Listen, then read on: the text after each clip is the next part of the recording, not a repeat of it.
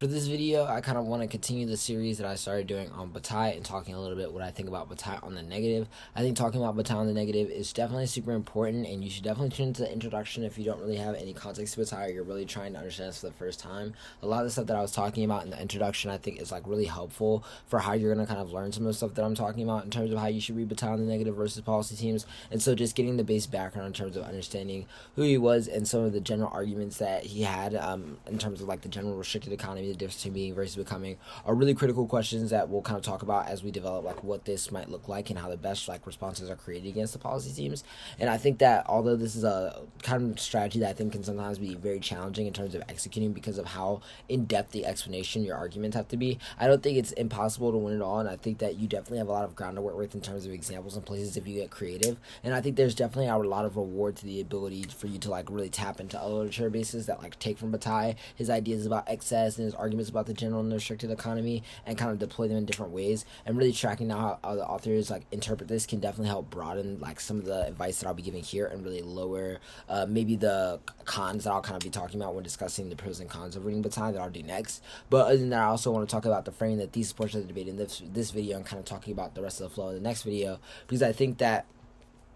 doing so is really helpful for really being able to spend in-depth time talking about each portion of the flow and not really jamming them into like 1 minute segments, and really trying to like open up what I think are like 2 or 3 maybe central considerations that you should have on each portion of the flow that I think are maybe the main ones that obviously people can make more arguments, but that I think if you really kind of like hone in on, you have a really good chance of both executing and or answering. And so tuning all in all these videos together is like pretty strategic. I think when thinking about the pros and cons of like reading Bataille, I think that it's really important to think about like how in-depth you're willing to go into this literature base. I think that if you're not really at a point where you want to commit to really going back, reading maybe some primary source of like what Bataille has read, reading people that have interpreted Bataille, then I think it can be really hard to make this applicable to a bunch of strategies, because at base value, I think maybe some of the more intuitive arguments from Bataille really only fit against like affirmatives that are making arguments particularly about things like solar energy, solar tech, and arguments about like warming, etc., which I do think will definitely exist on the water topic, but I definitely don't think is like will be the go-to for every single team, because I think that climate change debates are something that a lot of teams like either feel really comfortable with or really don't, and so sometimes definitely shy away from. And so I think if you really want to make this applicable broadly to just the way they are kind of like framing politics and thinking about like politics as a field, then you're definitely going to need to get a lot deeper into this literature base, which I think can be both a pro and a con. The other thing that I think is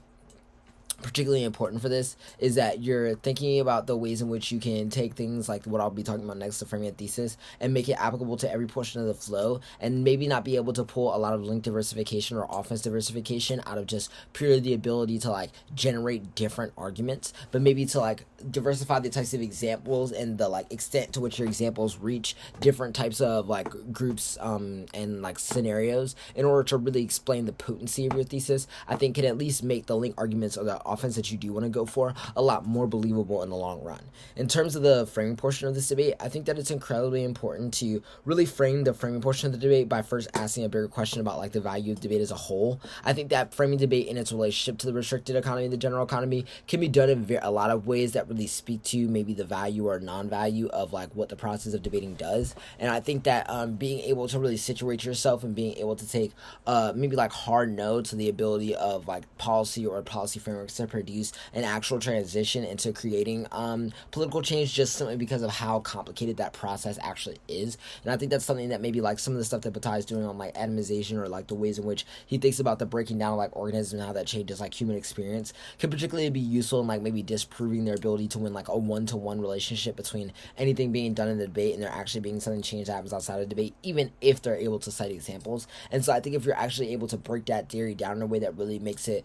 cohesive around the types of framing arguments that you're making, then I think you have a really good shot at actually making a really good argument about why we shouldn't maybe evaluate the app at the level of like whose lives it saves, considering just how complicated it is to think about like even like prevention of harm in relationship to like what actually will or will not cause violence. And the more you kind of like get into like the critique that Bataille is making, the harder it makes it seem for their internal link chain to really make sense the entire way through. And I think in that sense, Bataille can be really useful in terms of really complicating some of the app's ability to like actually access internal link chain stuff, even if they're able to cite evidence, because they're always, I think, being able to really dissect the app, and later on when I kind of talk about the link stuff in the next video, I think it can really open up ways for you to break up the internal link chain while also maybe solving some of the link diversification issues in ways that I think are really strategic for you. In terms of the thesis portion of the debate, This is the portion of the debate that I think you need to be cleanest on. I don't mean just by like doing a huge overview. I really mean by just like making sure that you're focusing on like 2 or 3 terms that you really want the judge to focus on in order to be able to understand like the breadth of arguments that you want to make throughout the debate,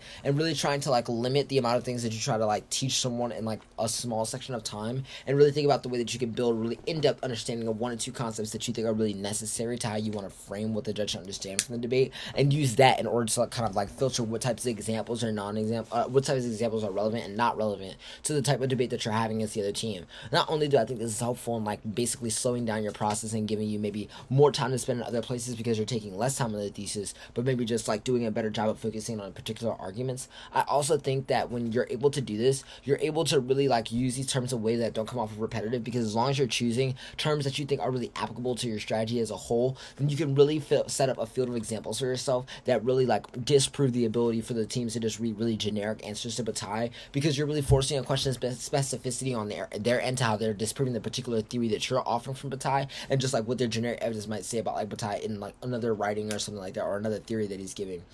And so I think that by forcing that specificity question on the thesis about what particular types of Bataille you're finding particularly useful for framing your criticism, and the ones you want the judge to really evaluate on, you can really decide where you kind of want the offense to go. And I think that kind of lets you be in a much more comfortable place for like what types of examples you want to cite when trying to beat that argument. And I think that the thesis overall just needs to be a place where you spend time really building like a set of arguments that follow along in terms of setting the terms of like what is not just going to be like the standard for how you explain why your view about the world is correctly, but what does that mean about how the judge evaluates the rest of the debate. And so your thesis kind of becomes this extension of some of the stuff that you've laid out in the framework debate before, but really fills in the context of what that means for like the link debate, the alternative debate, the impact comparison debate, etc., and really kind of sets like the terms for how you want the rest of the debate to go down, which I think is like incredibly useful kind of going into like the second part of the debate, which I think is really like much more based on like the particularities of the AF and like the way in which the AF is trying to push particular questions and how you can push back. And hopefully this kind of video kind of at least lets you set like what the ideal situation you want to be kind of walking into that argument is. Hopefully you found this helpful, and hopefully you come back for more. Thanks.